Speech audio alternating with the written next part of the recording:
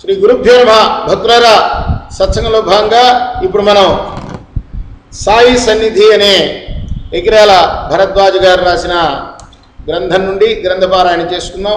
గ్రంథపారాయణ వరలక్ష్మి గారు చేస్తారు. పారాయణ కన్నా ముందు ఒక భక్తి గీతాన్ని కూడా ఆమె ఆలపిస్తారు.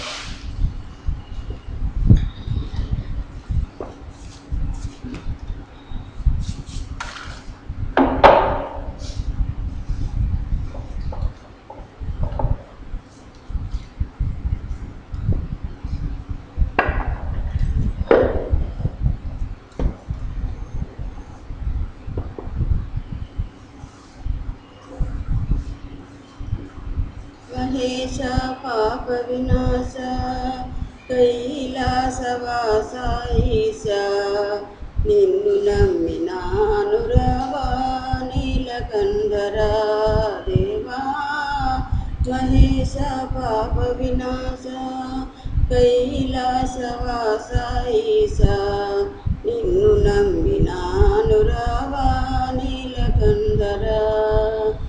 భక్తి ఏదో పూజలేవో ఎరుగనైతినే, భక్తి ఏదో పూజలేవో ఎరుగనైతినే, పాపమేదో పుణ్యమేదో కాననైతినే దేవా. పాపమేదో పుణ్యమేదో కాననైతినే దేవా.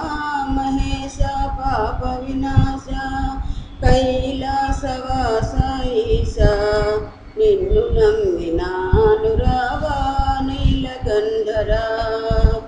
మంత్రయుక్త పూజ చేయ మనసు కరుగునా, మంత్రయుక్త పూజ చేయ మనసు కరుగునా.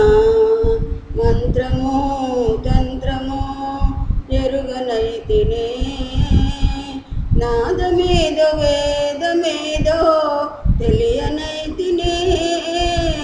వాదమేల పేద బాధ తీర్చరావయ్యా స్వామి, వాదమేల పేద బాధ తీర్చరావయ్యా స్వామి.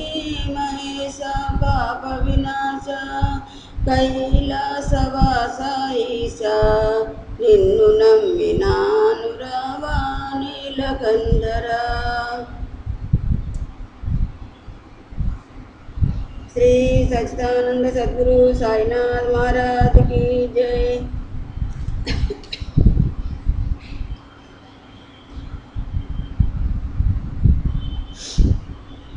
కబడ్డీ ఒక నెలలోగా అతడు షిరిడి మొదటిసారి దర్శించాడు. అంతకు కొద్ది ముందే ప్రఖ్యాత స్వరాజ్య నాయకుడు బిపిన్ చంద్రపాల్ను బ్రిటిష్ ప్రభుత్వం అరెస్టు చేసింది. అటు తర్వాత ప్రభుత్వం నిర్బంధించదలచిన వారి జాబితాల్లో కబడ్డీ పేరు గ్రంథస్థాయిలో ఉన్నది. శ్రీ సాయిబాబాకు అతడు ఎంతో ముందు నుంచి కూడా తెలుసు, కానీ అతనికి మాత్రం సాయి గురించి ఇట్టి సమయంలోనే తెలిసింది. ఎన్నో విషమ పరిస్థితుల్లో సాయి తెల్ల ప్రభుత్వాధికారుల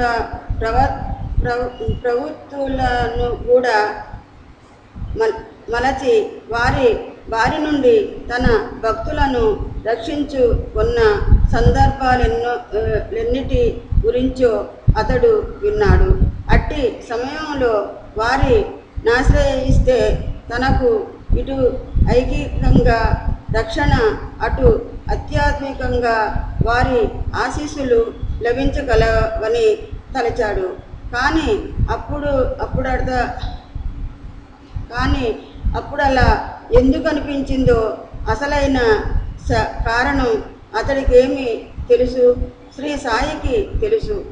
తర్వాత ఒకసారి అతడితోనే సాయి, ఒకప్పుడు నేను నీకు బహు సాహెబ్ జోగ్ కాకా దీక్షిత్, శ్యామ, దాదా కెర్లేర్ అందరము మన గురువు గారితో కలిసి ఒక వీధి చివర జీవించాము.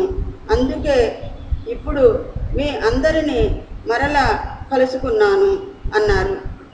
ఆయనే మరొకసారి తాము కబడ్డే ఒకే కుటుంబానికి చెందామని, కానీ కొంతకాలానికి అతడు కుటుంబాన్ని విడిచిపోయి రాజు గారి కొలువులో ఉద్యోగానికి వెళ్ళిపోయాడని కూడా చెప్పారు.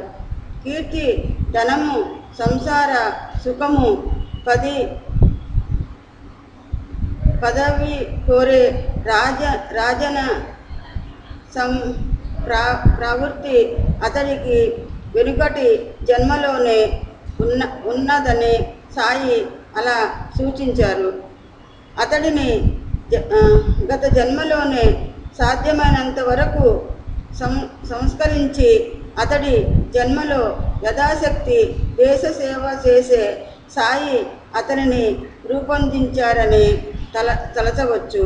అంతేకాదు, ఈ జన్మలో కూడా అతడి శక్తి మేరకు దేశ సేవ చేశాక అతనికి తెల్ల ప్రభుత్వం వలన వాటిల్లున్న ప్రమాదం నుండి రక్షించడంతో పాటు మరలా సాధ్యమైనంత మేరకు ఆధ్యాత్మిక పురోభివృద్ధి కూడా కలిగించడమే ఆయన సంకల్పం. భగవంతుని ఆజ్ఞ నా పిలుపు లేక ఇక్కడికెవరు రాలేరు, ఎవరు తమకై తామే ఇక్కడకు రారు. నేనే అనేక విషయాలపై వారిని నా చెంతకు రప్పించుకోవాలి. పిచ్చుక కాలికి దారం కట్టి దగ్గరకు లాక్కున్నట్లు నా వాడు ఎక్కడున్నా నా దగ్గరకు లాక్కుంటాను అనేవారాయన. ఇంకొక సంగతి, ముందు ఇతని నిమిత్తంగా చేసుకొని బాలగంగాధర్ తిలక్ను కూడా ఆయన తమ వద్దకు రప్పించుకోవలసి ఉన్నది. ఇదంతా పాపం కబడ్డేకు ఎలా తెలుస్తుంది? కబడ్డే తననుకున్న ప్రకారం డిసెంబర్ 5, 1910న షిరిడీ చేరాడు.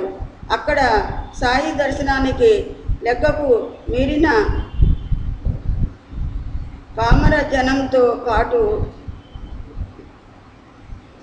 తన వలె బాగా చదువుకున్న వారు, వివిధ స్థాయిలకు చెందిన ప్రఖ్యాత ఉద్యోగులు కూడా వస్తున్నారని గమనించాడు.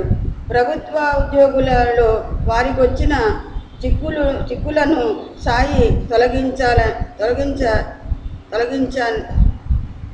తొలగించని తెలుసుకున్నాడు. అప్పుడప్పుడు సాయి సన్నిధిలో ఒక వారం రోజులు మాత్రం ఉన్నాడు. శ్రీ సచ్చిదానంద సద్గురు సాయినాథ్ మహారాజ్ కి జై.